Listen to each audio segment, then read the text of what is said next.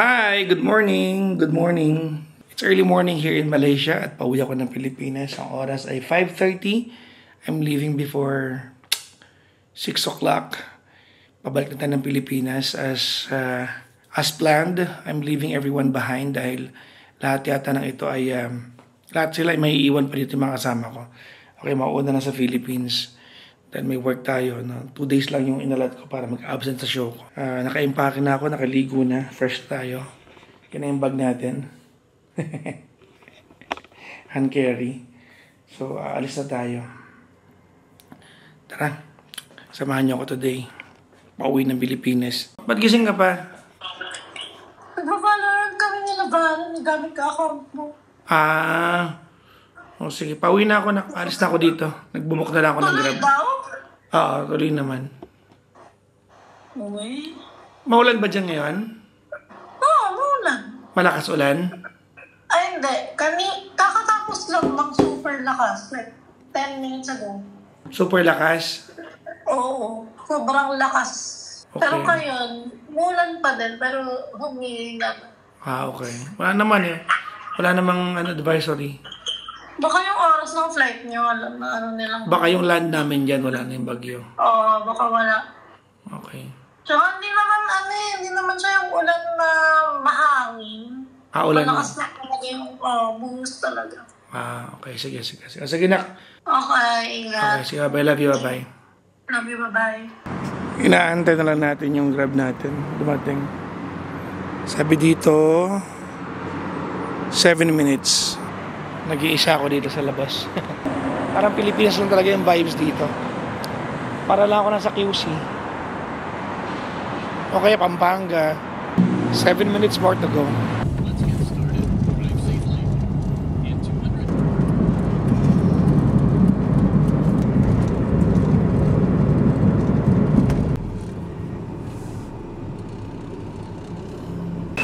Nandito na tayo sa Kuala Lumpur International Airport Terminal 1. Ang ganda rin ng airport nila, no? Labas pa lang, oh.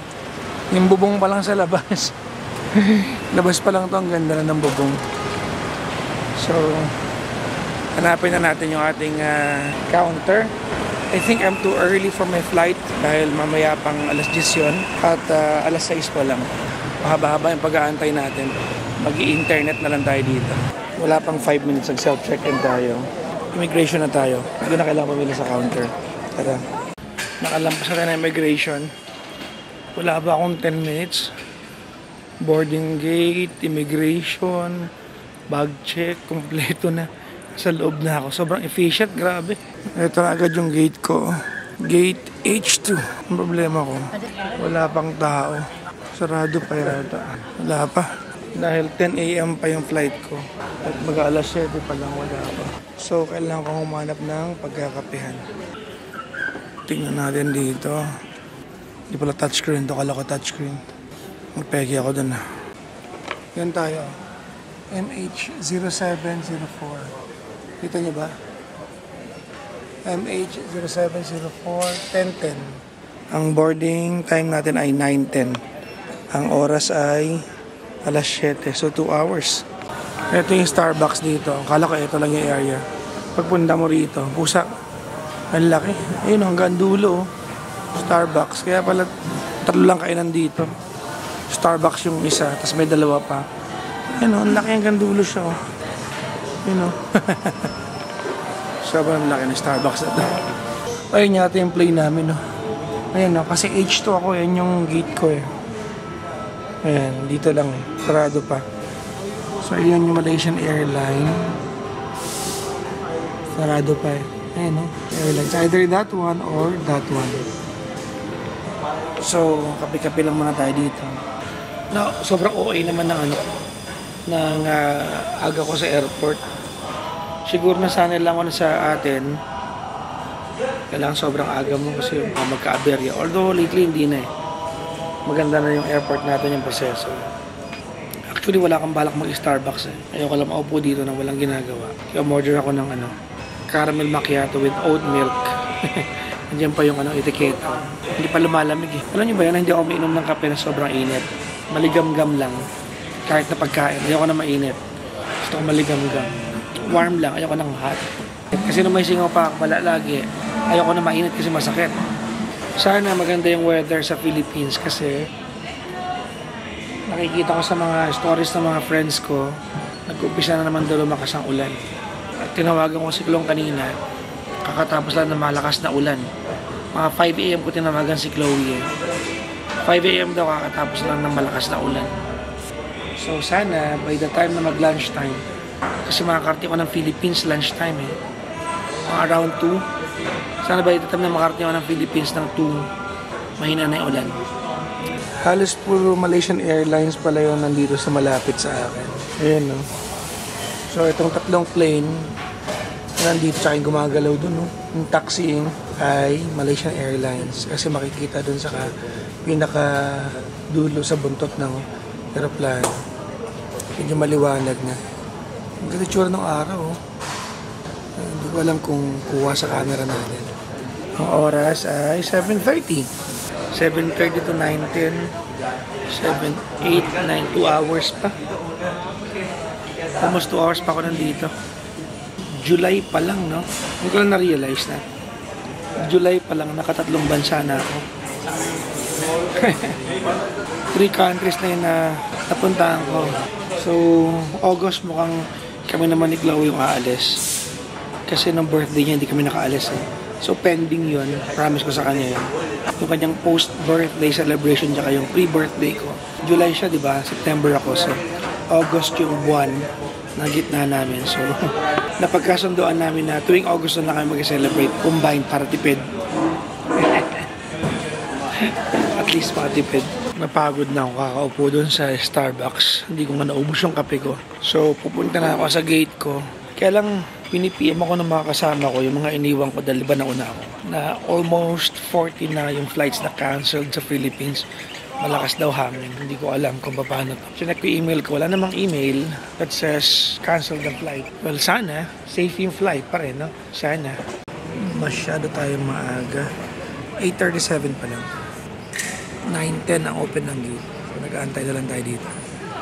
Naantok na ako. Gusto ko nang matulog. Papunta na tayo sa mismong airplane. Medyo kinakabahan ako sa flight na to kasi I've heard that almost 40 of the scheduled flight as of 1 hour ago I canceled.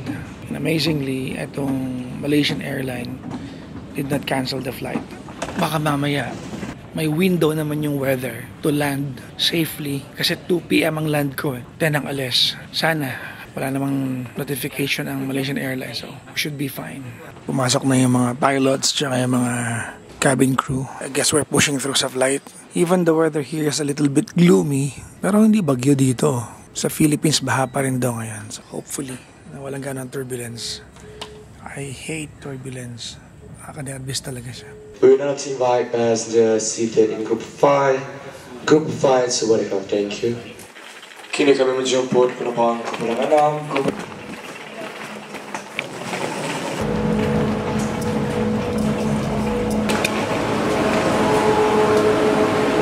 Tayo po ay nakakaranas ng pag-alog ng aeroplano.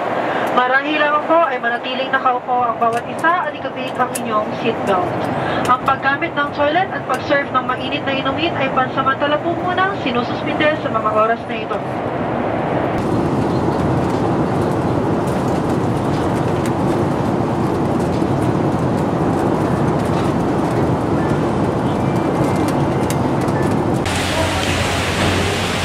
Naantay ko na lang yung grab ko.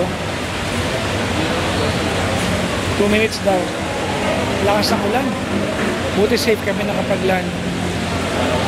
Ayan o. Kita niyo ba yung ulan? Hindi naman kalakasan. Pero pag nasa taas ka, medyo problema yan eh. Pag nasa airplane ka pa. Surprise! Surprise, surprise! I'm back in the Philippines. I'm back in my home country. Sosyal. Kala mo naman nag-OFW na maraming taon. At ako ay papasok na ng office. So lagari tayo. Actually alas 3 na ng hapon. It's 3:05 in the afternoon. At may chip pa ngayon. So alas 7 yun. So dadaan lang muna ako ng gym. Makakapag-gym pa tayo. Kaya naman ang katawan natin mag-gym, no? Kasi ilang araw tayong hindi nakapag-gym eh. Umalis ako ng Sunday, Saturday yung huling gym ko. So, hindi, Friday. So Saturday, Sunday, Monday, Tuesday. 4 na araw akong walang gym. So dadaan tayo ng gym para makapawis naman ng kaunti. Gusto ko lang ma-re-energize bago tayo mag board work. Kaya mag-gym tayo. Ito dinadaanan ko ngayon, nakalubog to, nasa Malaysia ako eh. Kasi pinadala ko ng picture na papuntang chin ng kotse yung lalim ng tubig. Kaya buti na lang buwaba na yung tubig. Kasi otherwise problema itong malaki, di ba? Nakiusap lang ko sa kapitbahay ko na dahil babaha na. Nakiusap lang yung kuya ko na i-drive yung kotse ko into a safer place. Kaya ngayon kinuha ko yung kotse ko sa ibang lugar ko siya kinuha dahil doon lang din drive nung neighbor namin. Salamat sa mga mababait na kapitbahay. At hello sa mga kapitbahay na walang kasundong kapitbahay. Maraming ganyan. Sino sa inyo may kilalang ganyan, ha? Yung walang kasundong kapitbahay kasi kaaway niya lahat. Daming ganyan eh, no? So, ang gloomy pa rin ng weather, no? Ang taas ng ilog. Siguro yung gantong ulan, no? Parang ambon-ambon lang. Okay to eh. Medyo mailulusot to na Metro Manila nang hindi bumabaha eh. Kumbaga, basa lang yung paligid natin, pero hindi mag-iipon yung tubig. Kaya lang, pag tuloy-tuloy, di ba? Walang chance na makarecover yung ground para masipsip niya yung tubig. Dito. Kaya bumabaha eh. Tapos may mga animal pa na nagtatapon ng basura palagi sa paligid natin. Magrereklamo na baha sa amin. Eh kung kasama ka sa nagtatapon ng basura, nagrereklamo ka eh, kasama ka sa problema. Malapit na siguro matapos tong construction, no? Full blast na dito, oh. Na nakaraan wala pa tong mga scaffoldings na to eh. Uy, ramp off pala siya. Ito yung babaan, no? Nasa gym na tayo. Quick workout lang tayo. Just to get back on track. Mga matulog yung katawan natin. Masanay tayong hindi nag-workout. Nakakasanay din eh. Pag medyo ilang araw ka hindi nag-workout, nakakatamad bumalik. Kasi pag nag-workout ka, may constant pain yung body mo na if you're into going to the gym, nai-enjoy mo yung yung discomfort na yon. Kasi yun eh, parte yun ng result ng workout mo. So wala na yung mga discomfort ko lately ng pain. So hindi ako okay sa ganitong pakiramdam. Kailangan maka-workout tayo para kahit paano hindi matulog yung mga muscles natin. Akala mo naman meron. Harap lang tayong parking. Heavy set.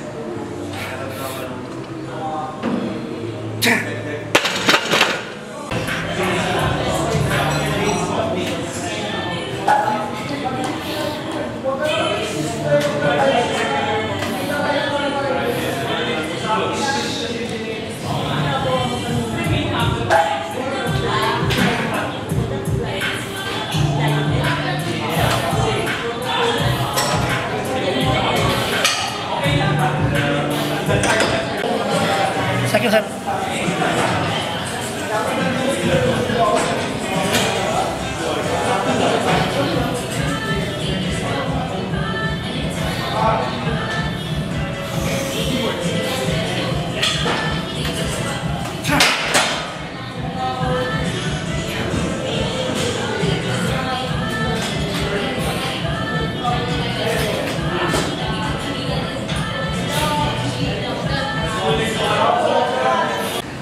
Tapos na tayo mag-workout at buti humina ang ulan. Yan. So papunta na tayo sa booth. It's cheaper today. Tara na, let's go. Dito na ako sa office. Pinapanood ko yung tribute kay Ozzy Osbourne. Kilala nyo ba siya? Well, kung 70s, 80s kid ka, kilala mo siya, si Ozzy Osbourne. Siya yung frontman ng Black Sabbath na nagpauso ng emotional ballad / rock na metal. Parang nag-umpisa siya ng bagong genre ng music. At ang pinakasikat na kanta niya ay yung Changes. Isa sa pinakapaborito kong kanta yan ng era na yan. I feel unhappy, I feel so sad. I've lost the best friend that I ever had. I'm going through changes. Yun yung pinaka-lyrics ng kanta. Nung sumikat na yung kanta na yan, nung panahon na yan, maya't maya ang play sa radyo niyan. Kasi ang lakas talaga ng kanta na yan. Anyways, aakyat na tayo sa opisina at tayo ay pupunta sa ating show. Kasi chipa ngayon. Let's go. Lakas na naman ng ulan, no? Yan, no? Pero canceled halos lahat ng mga pasok, kaya maluwag ang kalsada. May papasok doon na bagong bagyo. Sana hindi naman ganun kalakas yung o karami yung iuulan para yung baha hindi naman sobrang prominent. Ang dami lumubog ng mga lugar, di ba? Anyways, akyat na tayo ng office. Let's go. Tayo. Hello. Welcome back. Yes. Sino yan? Ay, si Kuya Checo. Maga pa pala ako. 6:30, 6:25 lang. Ito yun, oh. Bigla ko tuloy sinerch yung kanta ng Black Sabbath na Changes.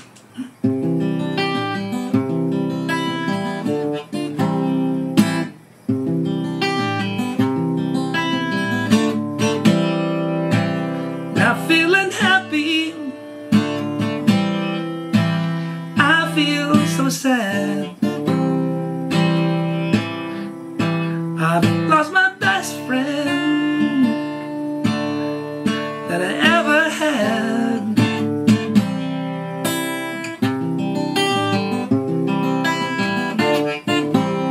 Parang less than a month after niya mag-concert, yung last concert niya, no? He died. Mag-ready lang ako para sa chipa namin ni Kuya Chico. Pauwi na tayo, guys. Ang lakas ng ulan. Oh my God. Ang lakas ng ulan. Nagpapayong tayo dito. Ay! Bye-bye, bye-bye, Pang. Thank you, Pang. Thank you, thank you.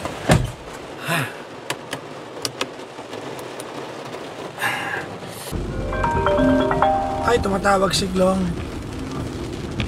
Hello? Hello, Nak. Matutulog ka na ba? O sige, bukas na tayo mamili, ha? Kaya mo ba ngayon? Gusto mo ngayon? Sige, pwede naman. Wala nga. Saan ka na dito? Eh, Mercury Drug na lang bukas na yun, eh.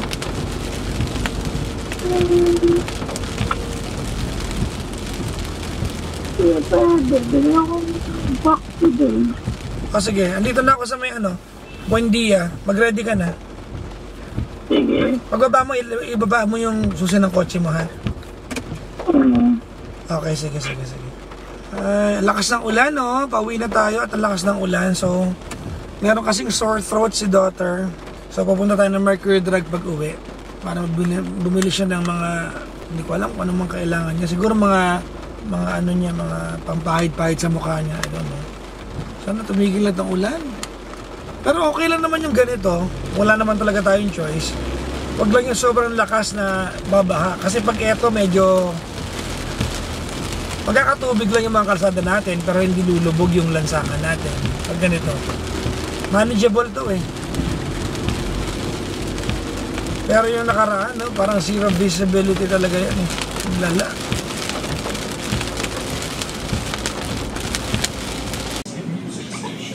Laki ng basket natin pero ang laman. Ito lang, back to doll lang.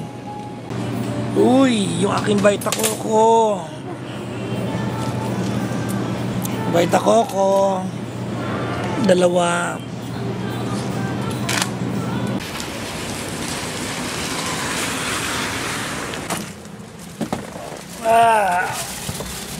Lagay dyan.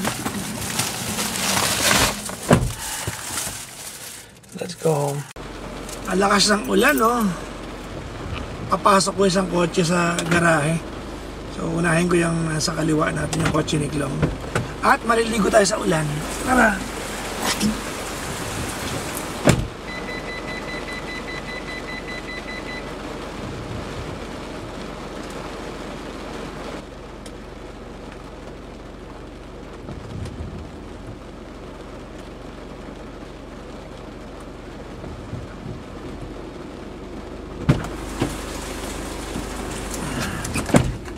Anyways, basang-basa ako sa ulan, no? Pero ang sarap din. Naligo ako sa ulan. Hindi mo naligo, pero nagpaulan ako para mag-ayos ng kotse. Nagpalit ko yung dalawang parking. Anyways, masyado na mahaba itong vlog na to. Nag-umpisa pa to na Malaysia. Nasa Pilipinas na ako, nakapag-gym na ako, at higit sa lahat, nasa bahay na ako ulit ngayon. So, tapusin ko na itong vlog na to, kakain na ako. Hindi nyo kailangan makita pa ito. Thank you very much for spending the time para panoorin ako. Bye-bye!